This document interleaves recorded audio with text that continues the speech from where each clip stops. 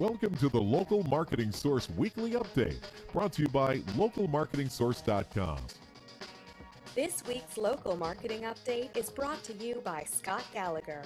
Scott is the co-founder of Local Marketing Source and has become the recognized expert in providing online marketing services to local businesses. Follow Scott on Twitter @ScottGallagher5 and on Facebook.com/ScottPGallagher.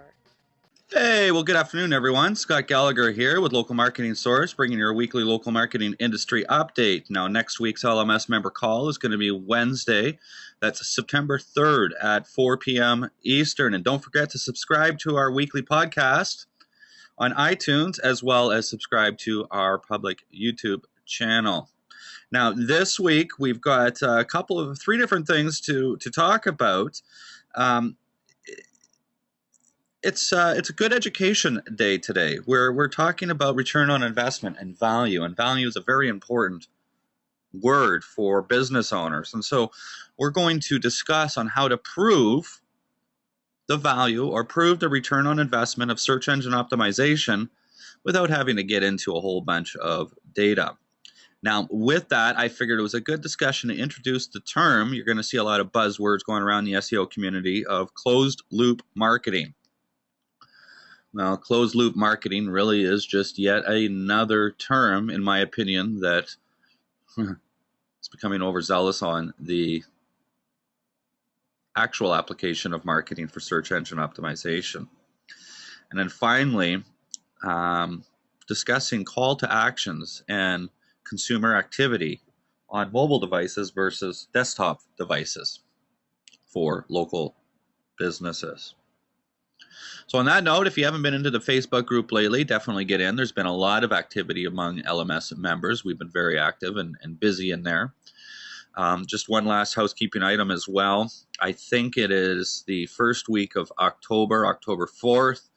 I'm going to Phoenix. I'm going to be at the Local Search Summit. I know there's other LMS students that are going, and it will be exciting to see you guys. And there's actually an LMS student that is speaking there, and I want to see that. And that's Josh Nelson that's going to be a speaker at this event. So it will be an exciting event. But if you want to get registered, just let me know, and we'll get you in there. All right, so I want to talk about the value of search engine optimization or return on investment. And really what return on investment is you're going to spend $1,000 and hopefully you make that back in terms of profitability. Businesses are going to generally know what their profit margins are. And let's take, for example, an average service-based business, and we'll just assume a 50% profitability. So if they invest $1,000 a month in something, they've got to generate $2,000 in new business, not existing business, in order just to pay for that, and that gets you the return on investment. Now, there's some really blurred lines with the online world and the offline world that, well, when I talk about closed loop marketing, it ultimately is understanding where your money goes into marketing and translates down to sales. And getting that return on investment, there's just a whole abundance of data, from rankings to unique visitors on a website, to those visitors that take a desired call to action, to those that take a desired call to action actually become customers or patients. And then once they become patients, how do we track the value of that over the course of a period of time? And so that patient value over the course of a year, how do we track it back to the marketing money that was invested? There's a lot of data. So it's very nice for business owners when they hire us and we get them ranked number one. One measurement or one metric we utilize, of course, is the ranking report. Now, we assume that if they are ranking number one, they are going to get new customers or new patients. It's an assumption we have to make. But at the end of the day, the business owner is not really, they don't care about where they rank. All they care about is whether or not it really is getting customers in the door. And so although we rank customers high, we do get involved in some cases of conversion to be able to help, because that does influence whether or not our performance metric. And our performance is measured basically by how many patients or customers we bring in at the end of the day. So there's certain metrics that are important.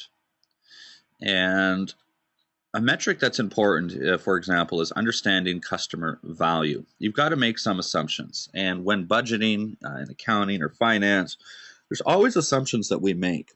But these assumptions are educated assumptions. In other words, understanding patient value in my industry. Well, the average patient value for a chiropractic patient in the United States is between $300 and $1,200. Well, we utilize a figure of $1,200. And that's using the gross median of that number to identify the average patient value. It's $1,200 for every new patient that we bring in. We also know that there's certain elements of conversion.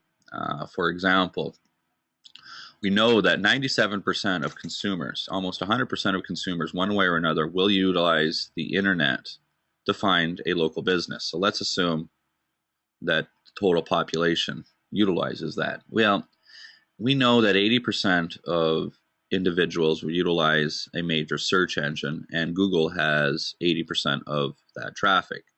So now we can identify a metric, which is about 75% of the total population is going to utilize Google. We know that the top number one spot gets 40% of that traffic, so that's 40% of that 70%. We can now associate a value to the number of patients that are going to move over to that number one website. Understanding patient value of being $1,200, we can identify the value of that number one spot. That's a major metric to understand. It's a good rule of thumb. Now, with closed loop marketing, all closed loop marketing really means is having the systems in place to understand that when you spend $100 in marketing, you're getting that $200 plus in sales. And so there's some tools that are important. What I've got is 4 steps that you'll want to follow for a local business in order to have a full closed loop marketing. In other words, identify to them that their money being spent on marketing is turning into sales dollars. Well, the first thing is you want to do is you want to track everybody that comes to a website. So you want to track the traffic. We utilize Google Analytics to be able to track that. And you can utilize a remarketing technique to place a cookie on all visitors that come. In other words, you can follow their patterns where they go, and you create a tracking URL. Well, this data is now going to be collected in Google Analytics. Now, within Google Analytics, you want to track behavior. In other words, the call to actions. Every page is going to have a particular call to action, and you want to track the conversion for those call to actions. In other words, we want to establish step number 2. Step number 1 is collect the data utilizing the tool of Google Analytics. Step number 2 is establishing a conversion number for that business on that website, an average conversion number. Once you've got that conversion number, such as converting visitors and acquiring a lead to capture form or whatnot, these are moving all your prospects over from prospects to leads. And that conversion number is going to identify the number of leads that the business is generating. And obviously step number 4 is understanding the conversion from leads to customers. Now, with each of those conversion estimations, we now have the major metrics that we would need for a business to estimate return on investment on a regular basis. So some of the tools that are required for this, as I had mentioned, is analytical software. That's going to be Google Analytics, Number 2, you'll want some CRM software or customer relationship management software. Software like Salesforce or Zoho being a really good tool. And those two tools provide us with the data that we plug into our metric system that we talked about, the 4 different pieces of data to establish your ROI. And now on a regular basis, you've got the system in place to track a return on investment for any time period. All right, study here on mobile devices. I mean, this is not rocket science or new information, but you see, back in the day when mobile marketing was a thing and social media marketing was its own thing and local SEO was its own thing and SEO was its own thing, really a small business has got to have a mix of all of that. And mobile marketing is not really a strategy on its own. It's taking your existing content and repurposing it. And one thing that I've thought about and I think about quite a bit is we've got all these different devices between smartphones and tablets and laptops and desktops and now smart TVs. All they are is just different display devices. That's it. They're all a computer behind the back end, and they're all different display devices. And each display device we have a different purpose for. So my smart TV, I'm going to watch my YouTube channels. So marketing and advertising on there is going to be handled one way. Whether you utilize Hulu or Netflix, if you notice, the viewing experience is different on a smart TV than it is on your laptop or it is on a tablet. It's because they're serving different information to serve the purpose or the needs of that individual. So when we understand consumers, their purposes and needs, they're going to be in a different physical spot and utilizing and having different purposes when they are searching for the similar keywords.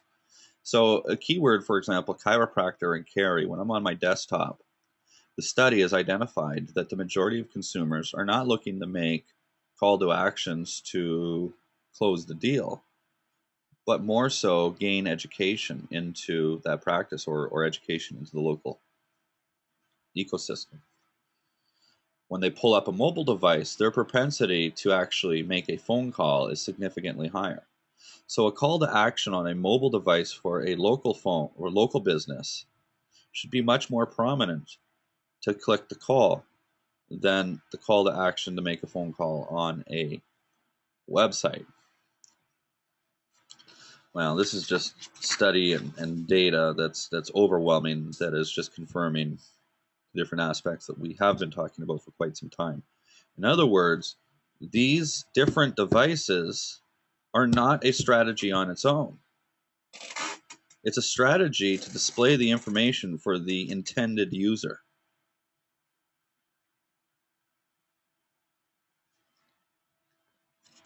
So they call this last mile advertising for mobile devices, and understanding that consumers, when they do searches for specific keywords and they're on their mobile device, their propensity to close the deal is a lot higher than it would be on a desktop. Tablet lies somewhere in the middle, and desktop websites' objective should be different. In other words, provide education.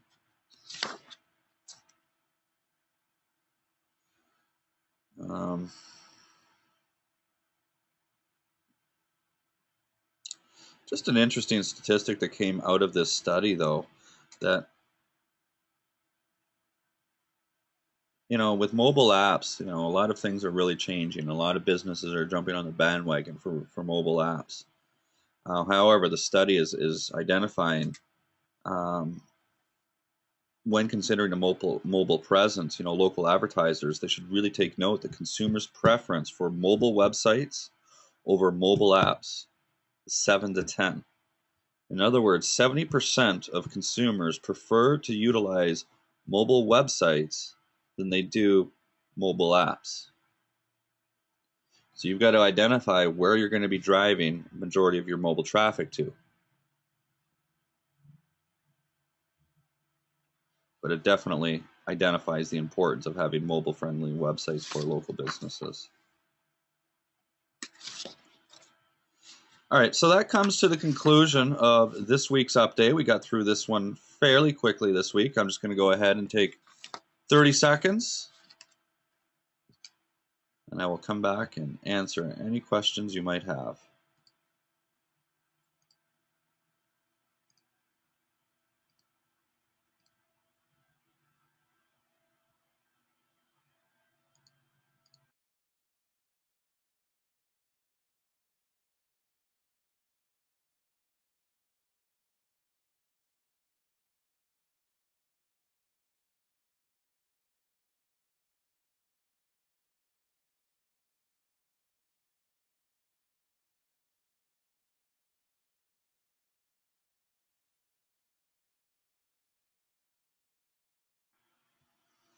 All right, guys.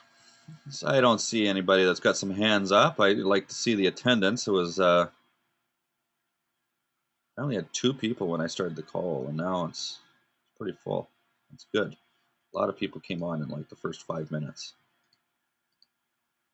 So I'm just waiting for anybody that's got some questions right now. I know we got quite a few people on the line. We should have some good dialogue this week.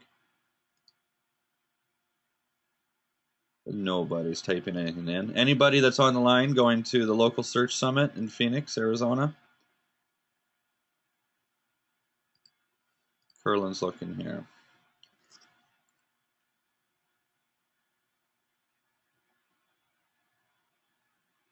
Okay, Curlin's asking, when you're looking for businesses to approach, what type of qualifications do you look for to approach them? Well, we're all big fans of being a niche-based agency for a variety of different reasons. So that's, that would be qualification number one. And whether that qualification exists or not, other elements that would consider is making an estimation on the amount of revenue that that business would have. Although that profit margins vary from business type to business type, it's a safe assumption that if they're doing $250,000 a year in sales, they're probably worthy of your services. We can make estimations based on their volume just by understanding the industry, doing a quick little bit of research from the U.S. Census Bureau, identifying their NAICS code, that's your North American Classification System, NAICS. You get their NAICS code and just you get some industrial data on that, and then we can easily apply estimations to get an understanding of the size of a business, just by answering a couple of different questions. One of the main questions, for example, I would ask when I was dealing with chiropractors was, how many drivers do you have? Just based off of that, I could easily estimate the size and the volume of that courier company. How many patients do you see in a week would be a number I could utilize for chiropractors to get an understanding. Once you've segmented that audience a little bit based off of the demographics of sales volume and the demographics of the industry that they operate in. Geography could also be a factor. In other words, if you've already got a client in a specific area, you don't want to be prospecting to any competition for that client. Other elements are their web presence, of course, where their rankings are. If they're ranking number 1, it'd be a little bit harder to close them than if they're ranking number 3 or 4.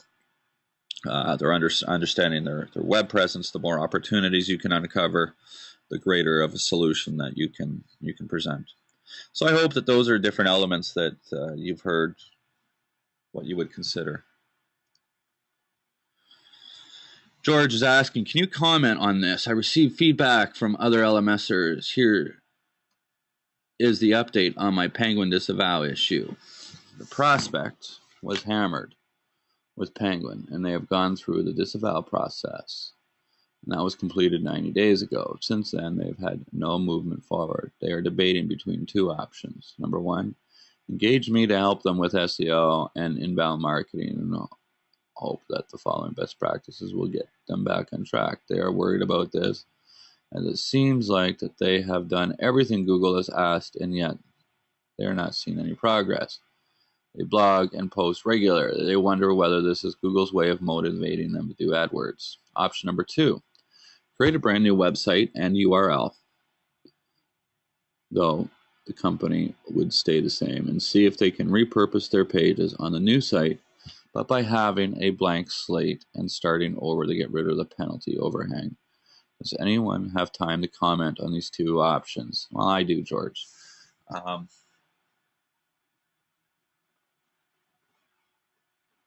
First off, this is not an uncommon problem. A lot of people have dealt with this. They've obviously hired SEOs in the past that have conducted a variety of black hat techniques. Now, with disavow, there's a couple of different ways to handle the disavow tool, and there's a lot of different conversation on the internet about the disavow tool. I've heard that it can take up to 6 months before any disavow claims are actually operational in Google Webmaster Guideline or Google Webmaster. So they may not have taken enough time yet. The other aspect is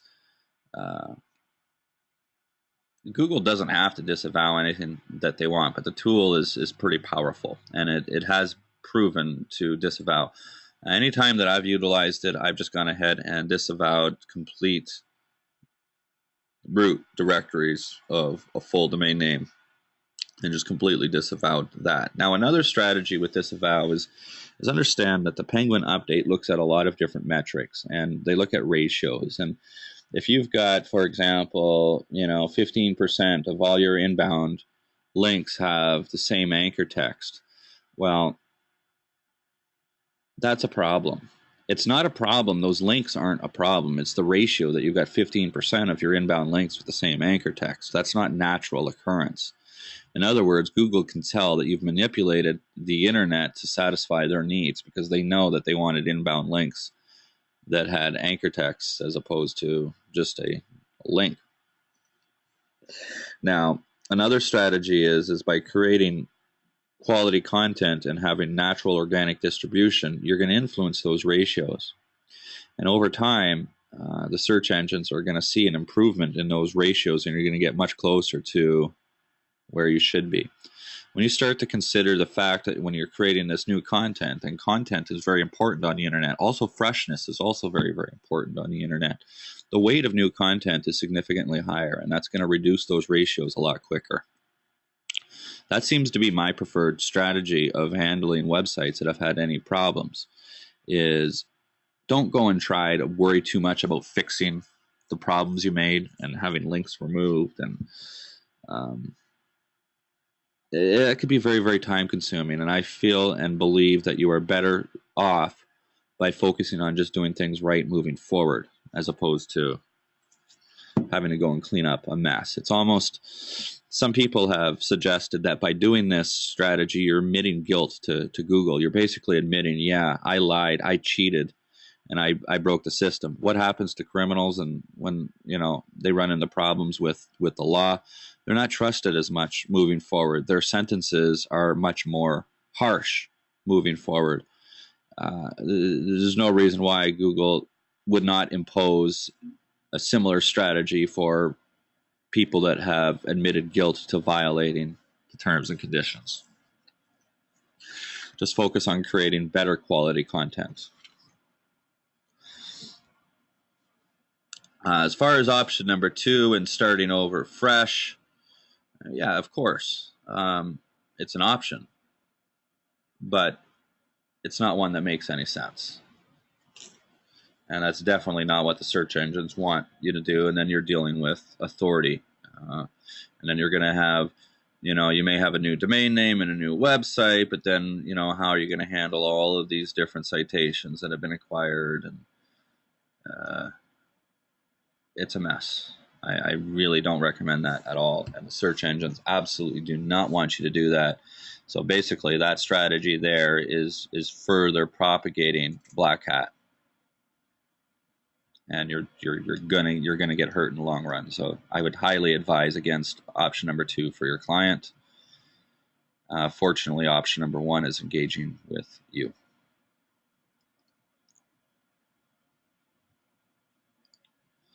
I hope that helps, Curlin and George.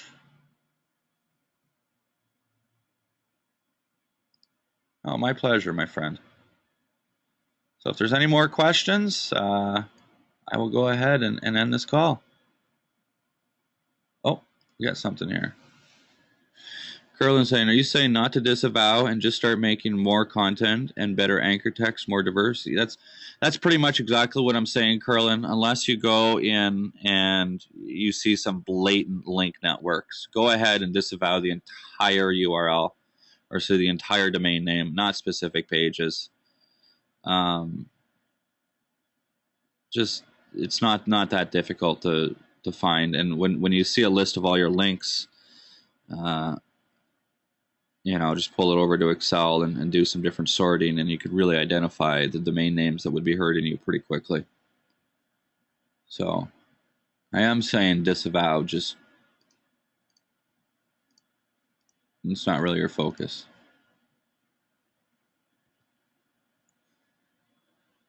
Any more questions? I'll give you guys 30 seconds here.